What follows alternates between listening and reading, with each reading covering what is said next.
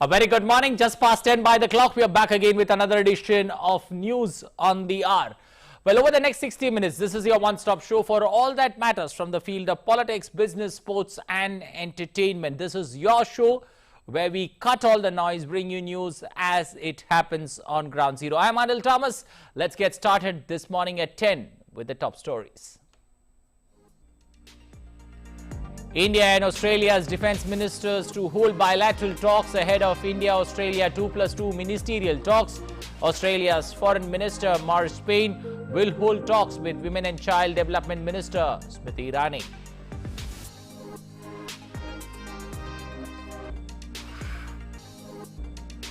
India's largest vaccination campaign against COVID-19 continues in full swing. So far, over 72 crore 37 lakh vaccine doses administered.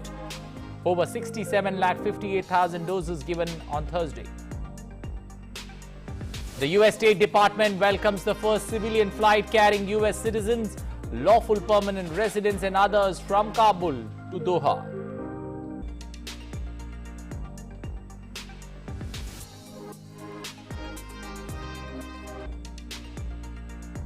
In women's singles semi-finals at the US Open, Canada's Leila Fernandez defeats Sabalenka of Belarus in the first semi-final. And in the second match, Britain's Emma Raducanu defeat Maria Sharapova. So the final outing is between unseeded players for the final Grand Slam of the year.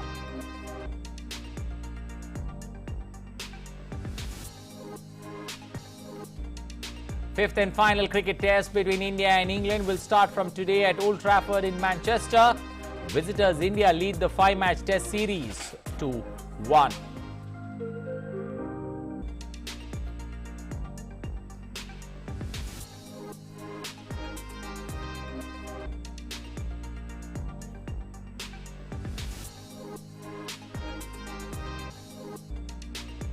And nation is celebrating Ganesh Chaturthi today. President, Vice President greet the nation on the auspicious occasion. 10-day-long festival being celebrated amid strict COVID restrictions.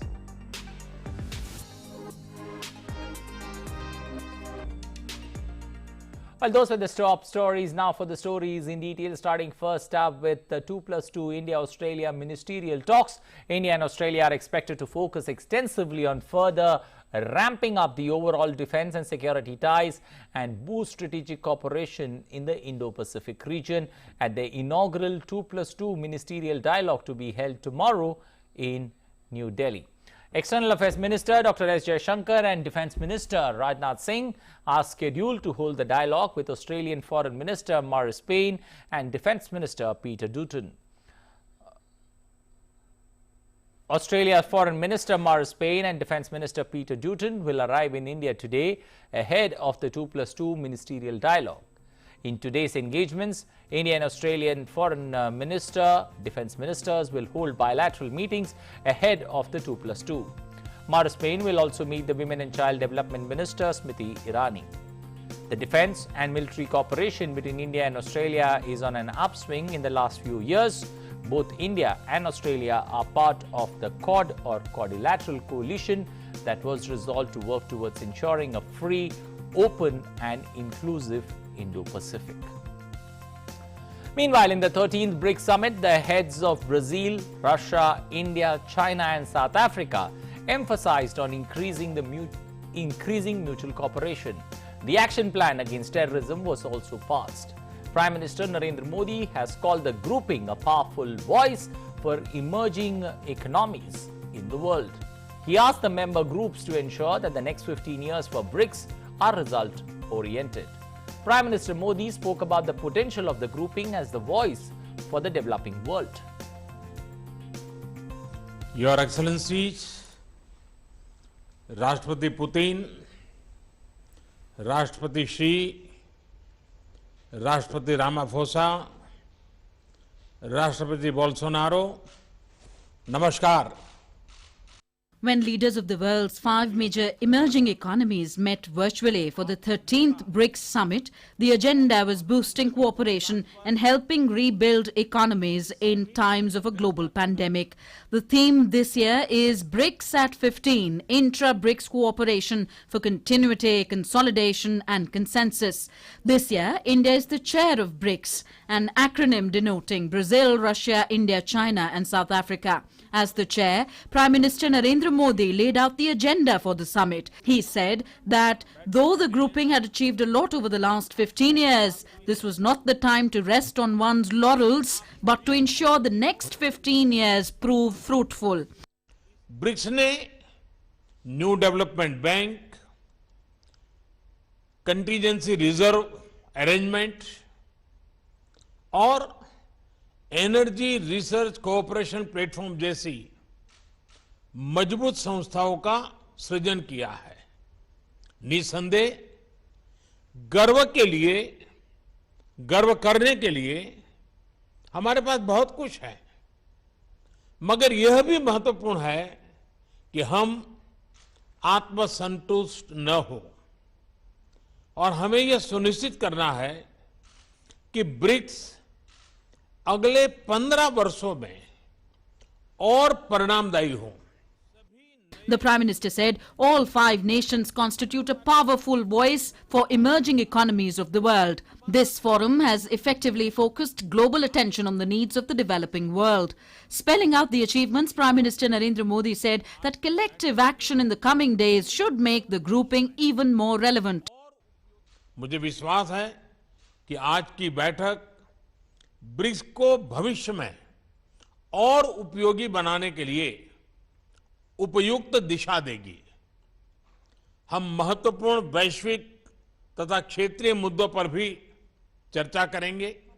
Russian President Vladimir Putin raised the Afghanistan crisis and said that Afghan soil should not be used to promote terrorism and drug trafficking. Russia, just like its BRIC partners, has consistently spoken for establishing a long-awaited peace and stability on the Afghan soil. The citizens of this country have fought for decades and deserve to exercise the right of defining what their state will look like on their own.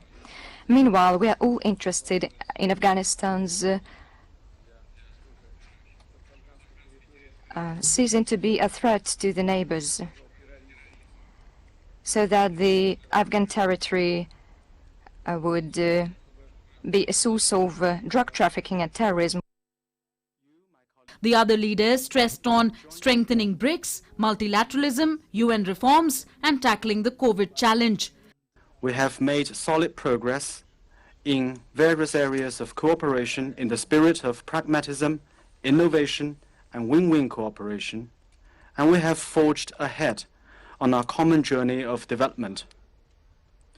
Our 5 countries have supported multilateralism and taken part in global governance in the spirit of equity, justice, and mutual assistance, and we have become an important force on the international stage to be reckoned with. Our cooperation has made progress, especially in the fields of science and technology, energy and healthcare, and above all in efforts to fight the COVID-19 pandemic. Bilateral trade has also expanded, and it is yet another sign of the recovery of our economies and the potential of our relations. Each need to contribute our fair share to the Access COVID-19 Tools Accelerator and also support the proposal made by India and South Africa at the WTO for a waiver of the TRIPS mechanism to ensure a rapid expansion of COVID-19 vaccines production across the world. India outlined 4 priority areas for its chairmanship. These are reform of the multilateral system, counter-terrorism, using digital and technological tools for achieving sustainable development goals, and enhancing people-to-people exchanges. This year also marks the 15th anniversary of BRICS. Prime Minister Narendra Modi chaired the BRICS summit for the 2nd time. In 2016, India had played the host for the 8th summit in Goa. With Meghna Dev, News Night Desk, DD India. Well, there was strong reference in the New Delhi declaration to the BRICS Counter-terrorism Action Plan as a measure for implementation of the BRICS counter-terrorism strategy. Leaders expressed strong condemnation of terrorism in all its forms and manifestations. There was strong reference in the New Delhi declaration to the BRICS Counter-terrorism Action Plan as a measure for the implementation of the BRICS counter-terrorism strategy. Leaders expressed strong condemnation of terrorism in all its forms and manifestations and committed themselves to combating terrorism in all its forms and manifestations again, and particularly of cross-border movement of terrorists and terrorism financing networks and of safe havens. Well, there was also a lot of discussion on Afghanistan. There was also a reference in the joint statement, the New Delhi declaration as well. Leaders called for refraining from violence and settling the situation by peaceful means in Afghanistan through an inclusive intra-Afghan dialogue to ensure stability, civil peace, law and order. On Afghanistan, understandably, there was a lot of discussion, and there is a reference to that in the joint statement, the New Delhi declaration as well. Leaders called for refraining from violence and settling the situation by peaceful means in Afghanistan through an inclusive intra-Afghan dialogue so as to ensure stability, civil peace, law and order in the country. They also underscored the priority of fighting terrorism, including preventing attempts by terrorist organizations to use Afghan territory as terrorist sanctuary to carry out attacks against other countries. In the declaration, they also emphasized to uphold the human rights, including those of women and children, along with minorities in Afghanistan. Brazilian President Jair Bolsonaro, in his remarks, also referred to the central role of the UN Security Council in addressing the Afghan issue. They also emphasized that the humanitarian situation to uphold human rights, including those of women, children, and minorities. I may also add that President Bolsonaro, in his remarks, also referred to the central role of the UN Security Council in addressing the Afghan issue. Prime Minister Narendra Modi has said that he was delighted to host the virtual BRICS summit in the 15th year of BRICS. In a tweet, Prime Minister Modi said, and I quote, "BRICS has taken many new initiatives during India's chairship." He called for BRICS to contribute to post-COVID global recovery on the motto, "Build back resiliently, innovatively, credibly and sustainably." The Prime Minister said the member countries discussed important regional and global issues. He thanked the BRIC partners whose support helped India's chair achieve many firsts. Prime Minister also said that the BRICS agenda now spans culture and communication, sports, space, disaster resilience, digital health, employment and environment and more. Meanwhile, India continues to battle against COVID-19. In the last 24 hours, the country has reported 34,973 new cases of COVID. Active cases now account for 1.18% of the total cases in the country. India's active caseload now stands at 3,90,646. 37,681 patients recovered in the last 24 hours, which has increased the total recoveries in India to 3,23,42,299. The recovery rate in India currently stands at 97.49%. The weekly positivity rate remains below 3% for the last 77 days and is currently at 2.31%. The daily positivity rate remains less than 3% for the last 11 days and is currently at 1.96%. Also, when it comes to with regards to testing in India, testing continues unabated. Over 53 crores, 86 lakh tests being conducted in the country. A vaccination drive, more than 72 crore vaccine doses being administered in the country. Over 5 crore 72 lakh vaccine doses are unutilized or doses that are still available with states and union territories, with more than 7 lakh doses still in the pipeline. Meanwhile, in a landmark achievement, India's COVID-19 vaccination coverage has crossed the 72 crore 37 lakh mark. More than 67 lakh 58,000 vaccine doses have been administered in the last 24 hours.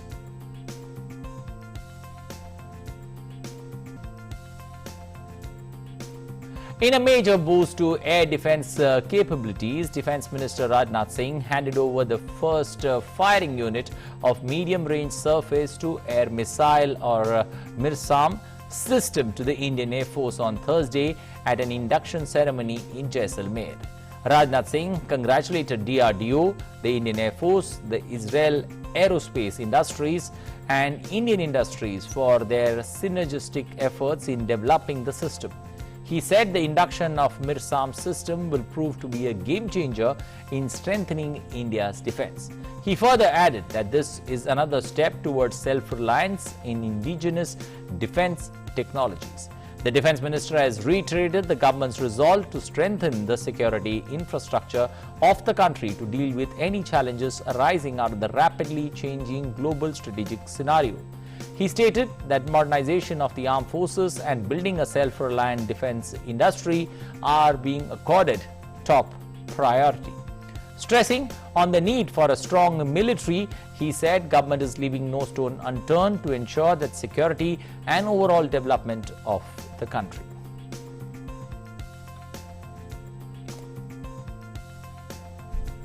The Modi government has approved the purchase of 56 new transport planes from Spain for the Air Force. 16 aircrafts will be delivered in flyaway condition from Spain and 40 will be manufactured in India to boost the Make in India. Nandita Dagar has this story. The Modi government has approved the purchase of 56 C-295MW transport aircraft from Airbus Defence and Space SA from Spain for the Indian Air Force. C-295MW aircraft is a transport aircraft of 5 to 10 tons capacity with contemporary technology that will replace the aging Avro aircraft of the Indian Air Force. 16 aircraft will be delivered in flyaway condition from Spain within 48 months of signing of the contract, and 40 aircraft will be manufactured in India by Tata Consortium within 10 years of signing of the contract. This is the first project of its kind in which a military aircraft will be manufactured in India by a private company. All 56 aircraft will be installed with the indigenous electronic warfare suite. The project will give a boost to the aerospace ecosystem in India, where several MSMEs spread all over the country will be involved in manufacturing the parts of the aircraft. This project is an example of Atmanirbhar Bharat initiative of the Modi government, as it offers a unique opportunity for the Indian private sector to enter into technology intensive and the highly competitive aviation industry. This project will result in reduced imports and will increase the exports. The project is expected to generate 600 highly skilled jobs directly and over 3,000 jobs indirectly, with an additional 3,000 medium skill employment opportunities. It will involve development of specialized infrastructure in the form of hangars, buildings, aprons and taxiways. MRO facilities will also be set up in India for this aircraft before the entire batch is delivered. The plan is to develop this facility as a regional MRO hub for various variants of the C-295 aircraft. In New Delhi, this is Nandita Dagar for DD News. Well, every day we bring you a story of freedom struggle. In today's episode of Saga of Freedom Struggle, we will talk about the brave and fierce Jatindranath Mukherjee, aka Bhaga Jatin. We will also take a look into the life of Govind Ballabh Pant.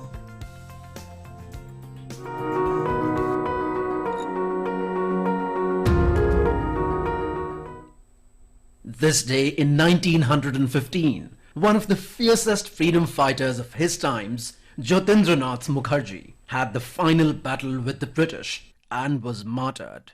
Jatindranath was born in the Kushtia subdivision of Nadia district of undivided Bengal, in what is now Bangladesh. Jatin loved all Indians irrespective of class or caste or religions, right from his early days. Once, to save the villagers, Jatin fought hand-to-hand with a man-eating Royal Bengal tiger for 3 hours and killed the tiger with a Gorkha dagger. This is how he came to be known as Bagha Jatin. As a college student, Jatindranath joined a relief camp organized by Sister Nivedita. Sister Nivedita introduced Jatin to Swami Vivekananda.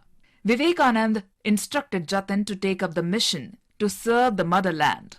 The nation was seething with discontent against the British Raj. It was Sri Aurobindo who trusted Jatin to create a secret society. That secret society was known as Jugantar, and Bagha Jatin became its commander-in-chief.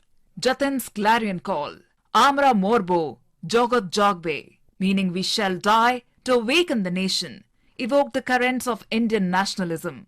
Jatin inspired many young minds, including Ras Bihari Bose, who described Jatin a real leader of men with fiery energy and personality. In the year 1914, when the First World War broke out, Jatin approached the German Crown Prince for the delivery of arms for his fight against the British. M.N. Roy was asked to coordinate with the Germans for the arrival of the shipment. Jatin, along with his followers, was hiding near Balasore, where the shipload of arms from Germany was planned to be received. But the information of this consignment was leaked by an Irish agent and the British attacked them. While the British side was armed with highly sophisticated rifles, Jatin and his team fought with pistols. Jatin and his followers fought hard.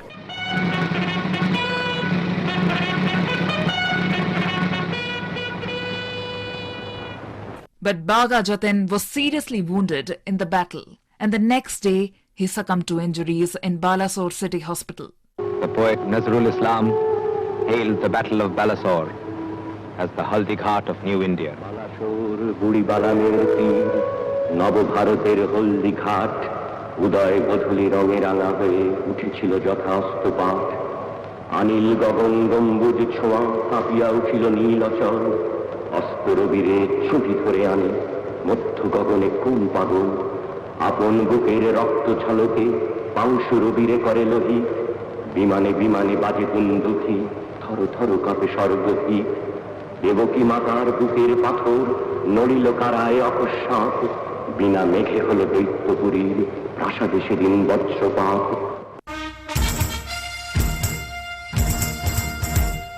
Govind Ballabh Pant, a legal luminary and a freedom fighter, was born on 10th of September 1887 in Khoont village near Almora.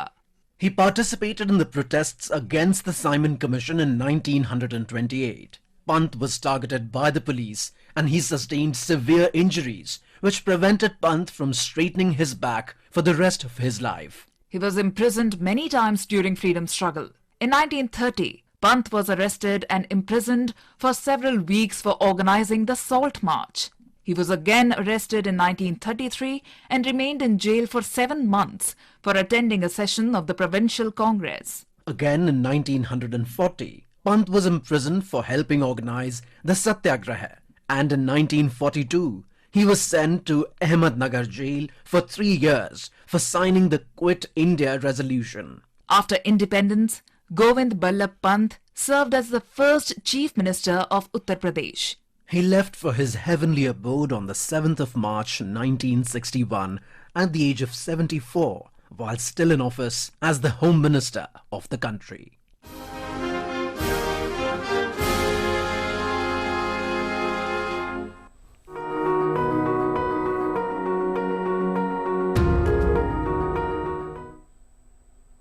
Well, after taking a look at that saga of freedom story, it's time now for us to slip into a short breather here on News on the Hour.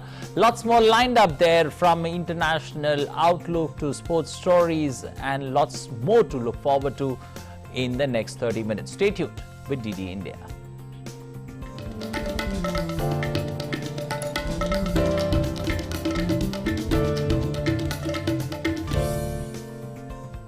Namaste land. Marhaban ila al-Hind. Zari India. Salam India. Namaste India. Namaskar Bharata.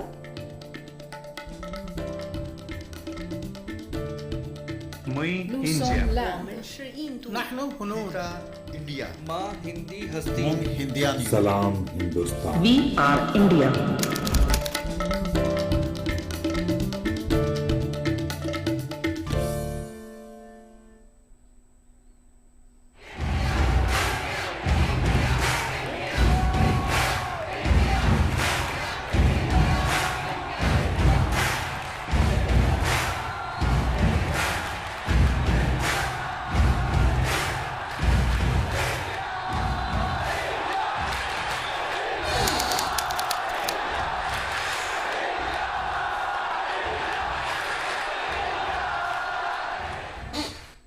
your window to rising India. India's voice on global platforms. Latest news from India and around the world. In-depth analysis of global headlines. Watch DD India in your country. Available for downlink in all Southeast Asian countries. STTV broadcast is available through the satellite GSAT 17 at 93.5 degrees east. HDTV broadcast is available through the satellite GSAT 10 at 83 degrees east. For technical details, scan here. Switch to DD India now. Welcome back to News on the Hour. Now for some festive celebrations in India. The nation is celebrating the festival of Ganesh Chaturthi with great enthusiasm today. With this, the 10-day-long Ganesh Utsav festival has begun. In view of the COVID-19 pandemic, people have been asked to follow strict guidelines. In many states, strict restrictions have been imposed on Ganesh Utsav after the increase in COVID cases. Strict guidelines have been issued in Delhi and Mumbai. This year, Ganesh Chaturthi functions will not be organized in public places in Delhi. Keeping note of the possible gathering on Ganpati festival, Mumbai police has imposed Section 144 of the CRPC across the city of Mumbai and Pune. Meanwhile, BMC Mayor Kishori Pednekar has recently issued an appeal to the Mumbaikars to celebrate the festival in a much more responsible way.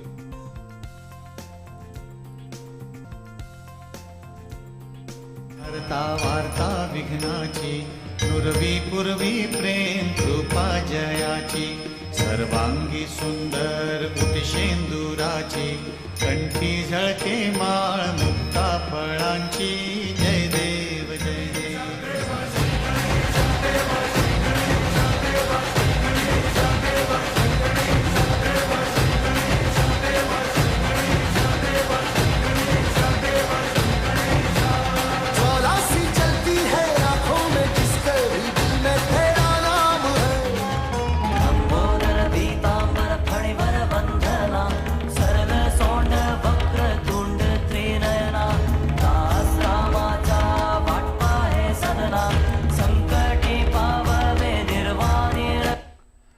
Well, on the auspicious occasion of Ganesh Chaturthi, President Ramnath Kovind extended greetings and best wishes to all the fellow citizens living in India and abroad. In a message, the President has said, this festival marks the birth anniversary of Lord Ganesha, who symbolizes knowledge, prosperity, good fortune, and is celebrated with fervor and gaiety. On the occasion of Ganesh Chaturthi this year, President has called upon everyone to pray to Lord Ganesha to make our efforts against the COVID-19 pandemic successful and bestow happiness and peace on all of us. Also to celebrate this festival in an atmosphere of enthusiasm and harmony while adhering to COVID-appropriate behavior. Vice President also extended his warm greetings and good wishes to the people of the country. In a message, he said, Ganesh Chaturthi marks the birth of Lord Ganesh, who is revered as an embodiment of wisdom, prosperity, and good fortune. In India, it is a common practice to invoke and chant the name of Lord Ganesh to remove any obstacles in one's endeavors. Each year, during Ganesh Chaturthi, people bring home and make colorful Ganesh idols with love and devotion and worship the Lord with utmost piety. This 10-day-long festival witnesses prayers, huge gatherings, processions, culminating with the immersion of the idol, Ganesh Visarjan, on the last day. The celebration of Ganesh Chaturthi also signifies the cycle of birth, life and death. It is believed that the Visarjan symbolizes the return of Lord Ganesh to Kailash. Though this festival is normally celebrated across the country with great traditional fervor, in light of the pandemic, we need to be cautious this year and celebrate the festival in a modest manner, strictly adhering to COVID-appropriate behavior. May the festival usher in peace, prosperity and happiness in our country. Prime Minister Narendra Modi also greeted the nation on this auspicious occasion. आप सभी को गणेश चतुर्थी की मंगल कामनाएं। ये पावन अवसर हर किसी के जीवन में सुख, शांति, सौभाग्य और आरोग्य लेकर आए। Ganpati Bappa Morya. Wishing you all a very happy Ganesh Chaturthi. May this auspicious occasion bring happiness, peace, good fortune and health in everyone's life. Ganpati Bappa Moria.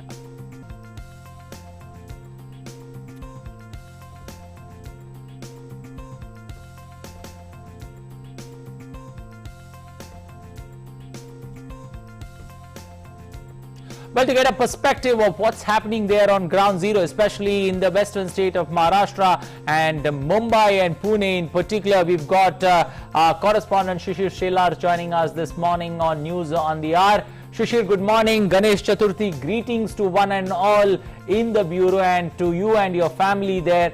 But tell me, this time around, Ganesh Chaturthi celebrations almost muted, but yet very simple in the way it's been celebrated across the state.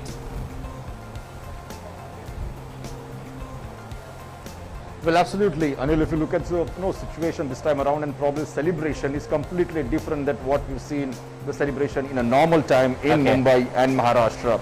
Obviously, this time around it's simple, but in spite of that, there is no shortage of joys and no happy mood among the people here. Currently, I am at the very famous Ganeshotsav Pandal in Mumbai, that is Lal Bagh Raja Ganesh Mandal here. Obviously, in a normal time here, for me, it's quite hard even to stand here and to do a live reporting.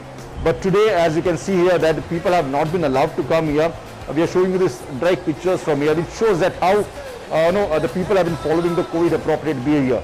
Not just the Sargani Ganeshotsav Mandal, but at the same time, even the common people is also following those rules which have been announced by the government here. And people have been appealed, the state government appealed people that they should stay at home and take the live darshan. As a result, most of the Sargani Ganeshotsav Mandal have already decided to live stream the entire Ganesh darshan to all the people here through different website and social media. And that's the reason we have seen here that not much gathering inside the pandal here. Obviously, Section 144 has also been imposed at several parts in Mumbai also and in Pune also. As a result, we have seen here people have not gathered, especially near these pandals here. At the same time, the state government and the police authority have also appealed the Sargani Ganeshotsav Pandal that to maintain the COVID appropriate behavior with only less people of them near around this entire pandal here. So obviously the Sargani Ganeshotsav Mandal is also following this here. Now if you look at the rules and regulations put forth by the state government here, it stated that the height of the statue, the Ganesh idol, have also been reduced to 4 feet for Sargani Ganeshotsav Mandal. Now let me remind you, Anil, that you must be knowing it, especially in Mumbai, if you look at the height of the Ganesh idol is probably nearly to 15 to 20 feet high, and that was the main center of attraction in Mumbai, as most of the people come to Mumbai to see the entire Ganeshotsav festivities. But this time around, the state government have taken a decision to reduce the height and keeping it only 4 feet. For the home idols, actually the height is set to almost 2 feet. So obviously these kind of different decisions have been taken by the government, keeping in mind that the less crowd gathered at the public places here. At the same time, people has also been contributing and following all the guidelines put by the state government. Okay, now considering the fact that Ganesh Chaturthi is a great moment, especially when it comes to getting creative with the idols that various colonies, various big pandals put up. This time around, now that Section 144 of the CRPC has been invoked there, do you still feel that people have gone ahead or pandals have gone ahead being creative with Ganesh idols? Well, today being first day, it's quite difficult to say anything about it, but probably as we move ahead in the celebrities here for the next 10 days, we'll get some of the interesting facts about this year Ganeshotsav festival here. But let me tell you that last year, most of the Ganeshotsav Mandal have decided not to set up a statue. Instead, they have held the various blood donation camps and plasma donation camps here. This time around also, most of the Ganeshotsav Mandal have also been contributing for the welfare of the people looking at the pandemic situation. Obviously, various steps taken by the various Ganeshotsav Mandals in favor of people also. But as days progress, and we're going to see here for the next few days, the different colors of Ganeshas or festivities we're going to see in spite of the pandemic here, but obviously giving a clear message to society that at this point in time we have to be quite clear about our health and of course the social impact that we're going to see. Also one final word before I let you go, purely in terms of now people not being allowed to come, especially to these Ganesh pandals, to catch a glimpse of the idol, and with most of the things happening online, how do these pandals, basically these big pandals, how do they look to make this festive season count?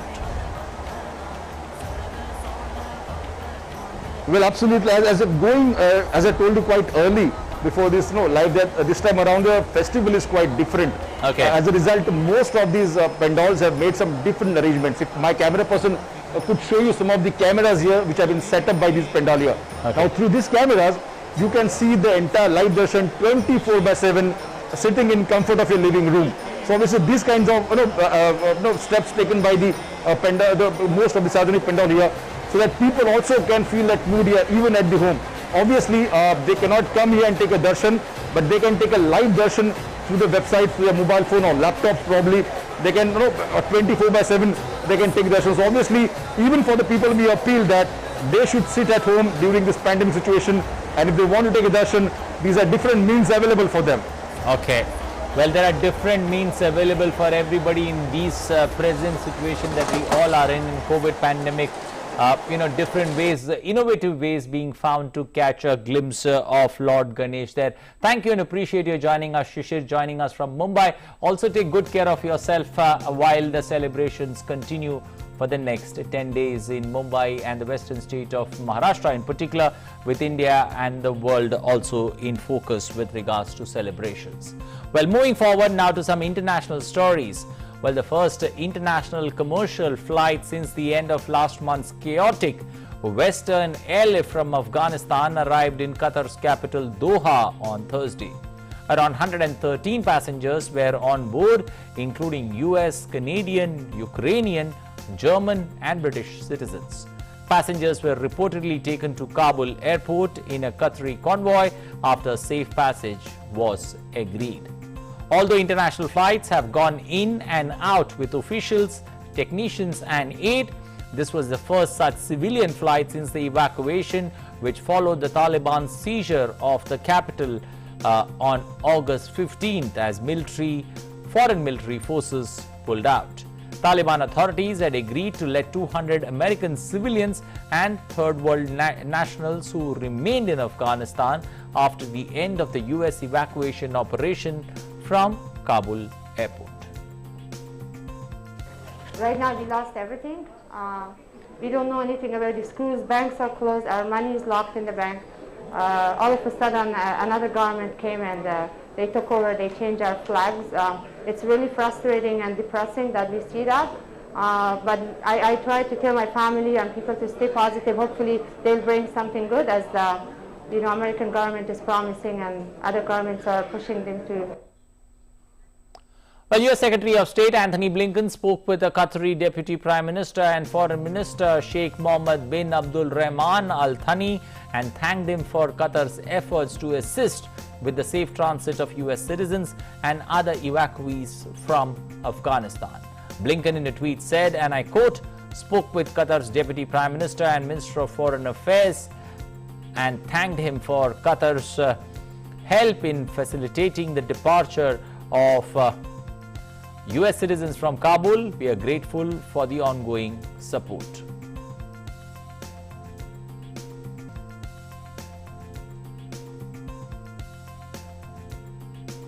UK's Foreign Secretary Dominic Raab also expressed gratitude to Qatar for facilitating a flight carrying 13 British nationals from Kabul to safety in Doha.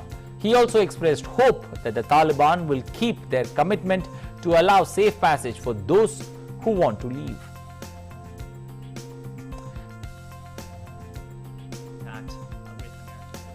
Others to whom we have a special responsibility in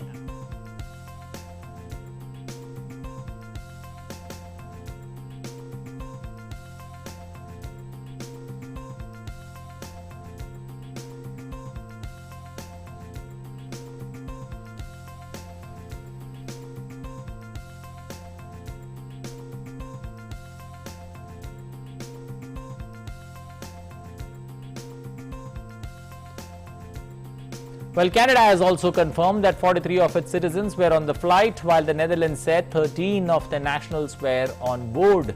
In a press conference held at the airport, Qatari Special Envoy Mutlaq bin Majid Al-Qatani described Kabul International Airport as operational and said it was a historic day for Afghanistan.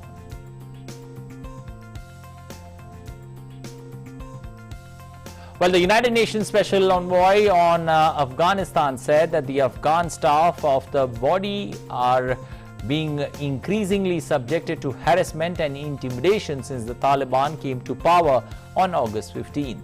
She told the Security Council that UN premises had largely been respected, although there were some exceptions. Are, however, increasingly worried by the growing number of incidents of harassment and intimidation against our national staff.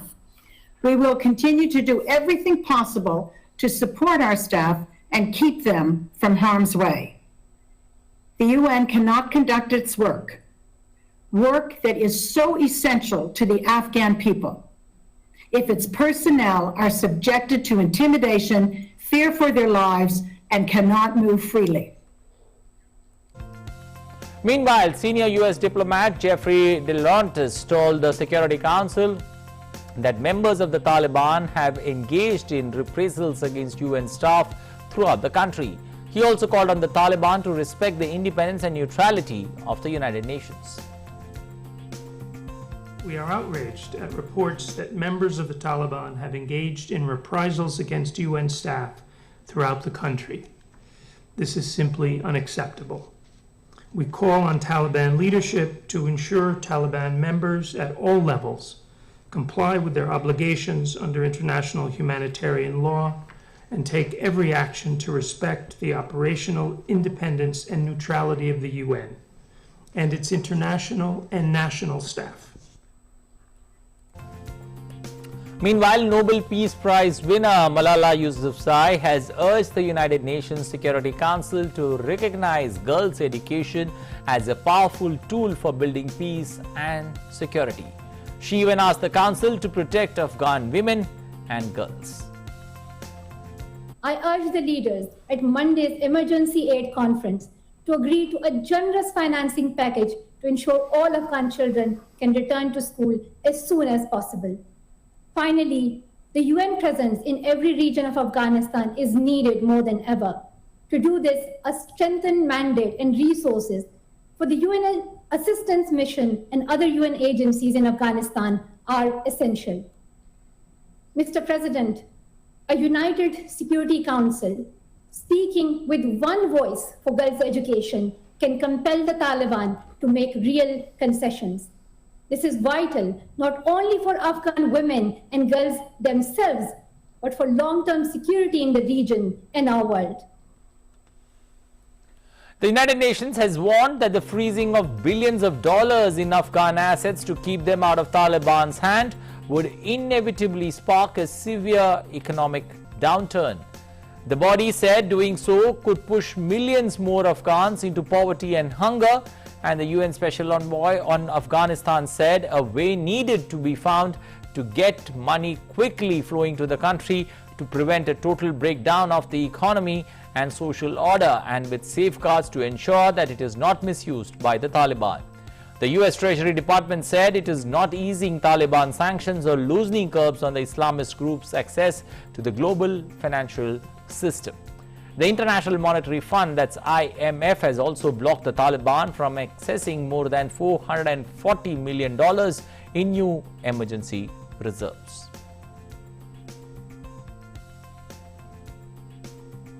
The new Afghan government upholds its commitments and obligations, brings greater stability to the country and region, demonstrates real inclusion, and protects the gains of the past 2 decades. Will work with it. But we will not do that on the basis of trust or faith alone. The Taliban seeks international legitimacy and support. Our message is simple. Any legitimacy and support will have to be earned. Meanwhile, the Afghanistan UN ambassador, who was appointed by the US-backed government, urged the Security Council to withhold any recognition of any government in Afghanistan unless it's truly inclusive and formed on the basis of free will of the people. This body, on multiple occasions, committed not to recognize an exclusionary government nor to support the re-establishment of the Islamic Emirate as stipulated in the Security Council Resolution 2513. The Afghan people expect you to keep this promise and pressure the Taliban to pave the way for an inclusive government that all segments of our society can accept and feel a part of.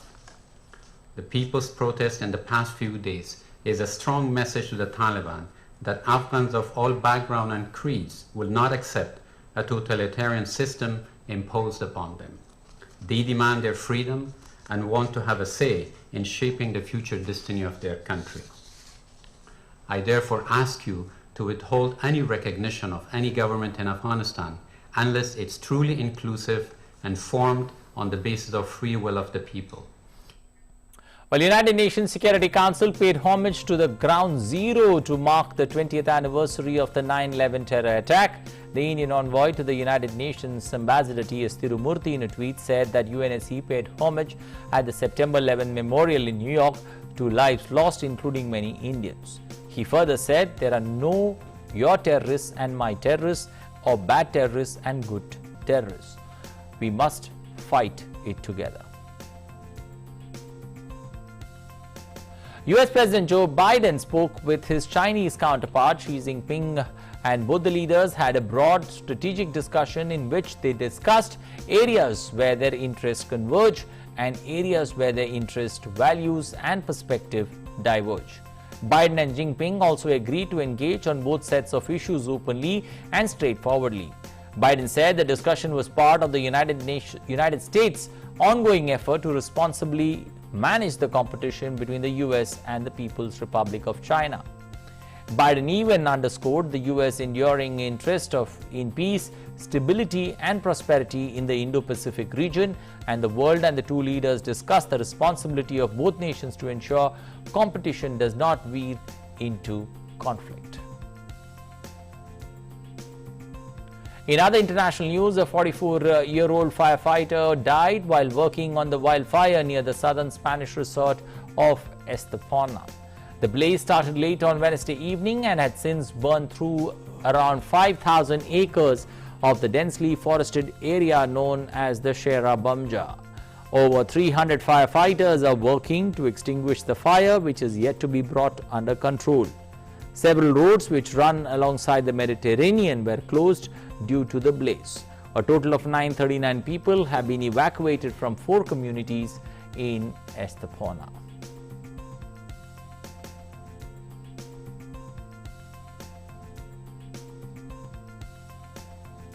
Heavy rains in Venezuela caused the river Moron to overflow. Homes in northern parts of the country were swept in rushing water. According to local officials, over 2,300 families were affected by the floods. No deaths or injuries were reported. The water level of the Moron River had come down later on Thursday evening, following which residents came out on the streets and started cleanup operation.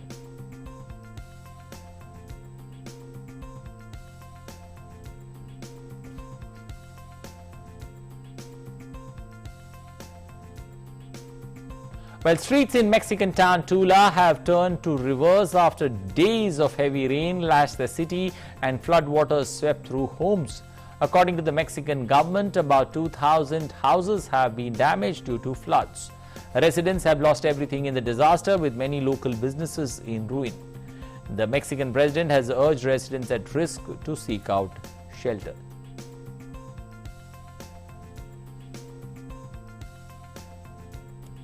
Well, the Spanish police said that it had arrested the former head of Venezuela's military intelligence unit, Hugo Carvajal, who has been hiding since the Spanish court approved his extradition to the US almost 2 years ago. The police did not give any further details of his arrest and said that Carvajal was living totally isolated. Carvajal's lawyer in Spain confirmed that he had been arrested. He was a former general and ally of the late Venezuelan leader Hugo Chavez.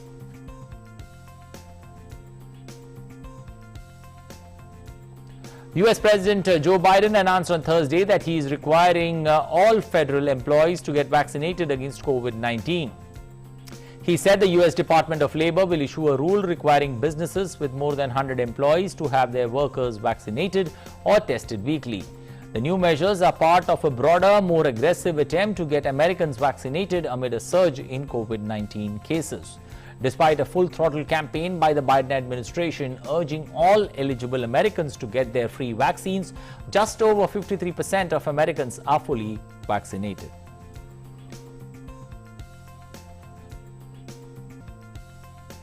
If you're seeking care at a health facility, you should be able to know that the people treating you are vaccinated. Simple, straightforward, period.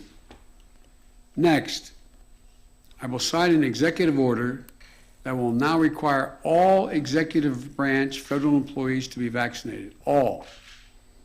And I've signed another executive order that will require federal contractors to do the same. If you want to work with the federal government and do business with us, get vaccinated. I'm removing one of the last remaining obstacles that make it difficult for you to get vaccinated. The Department of Labor will require employers with 100 or more workers to give those workers paid time off to get vaccinated. No one should lose pay in order to get vaccinated or take a loved one to get vaccinated. Well, let's now take a look at the COVID-19 numbers from across the world. Over 22 crore 40 lakh COVID-19 cases being reported in India, with more than 20 crore recoveries being also there across the world. Well, 22 crores 40 lakh cases across the world, 20 crores recoveries across the world, 46 lakh 21,000 deaths being reported worldwide. The United States continues to be the worst affected by the pandemic, both in terms of infections as well as fatalities. Over 4 crore 15 lakh cases of COVID-19 in United States of America, with the death toll now slowly surging past the 6 lakh 79,000 mark. On to sports. In women's singles semi-finals at the US Open, the final Grand Slam of the year, Canada's Leila Fernandez defeated Sabalenka of Belarus in the first semi-final in a three-set thriller. Leila won the first set 7-6, while Sabalenka won the second 6-4. But later, Leila won the third set 6-4 to reach the final. Maria Sakkari will face... Maria Sakkari, meanwhile, beat... in that second semi-final there, Maria Sakkari actually lost to Raducanu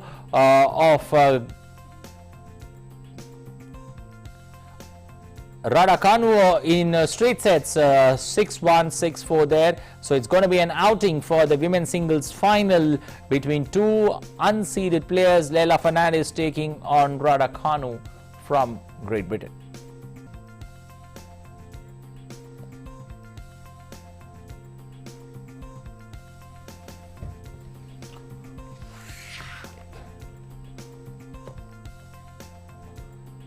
Well, there's also a cricket test match between India and England that begins today later in the afternoon, where India will look to take on England in that fifth and final test match at Old Trafford. There, India lead that 5-match test series 2-1. We'll get you all the updates over the next 5 days.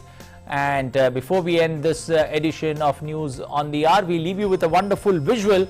And today's visuals is from the Ganesh Chaturthi festival, which is being celebrated with great pomp and fervor across the country. Take a look. Have a wonderful day ahead. Bye-bye.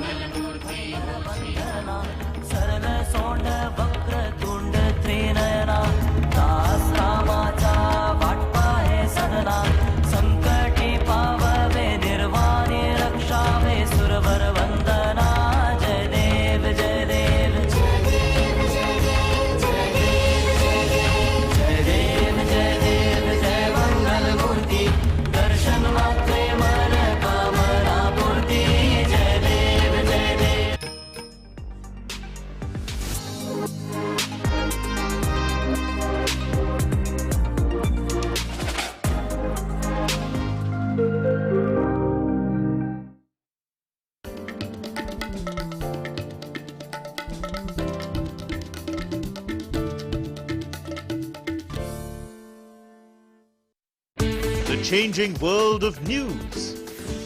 Headlines that you wake up to. News that shapes your day. Stories that matter to you. The latest and most accurate updates. A fresh start to a new day. The Breakfast News, Monday to Friday, 8 a.m. on DD India.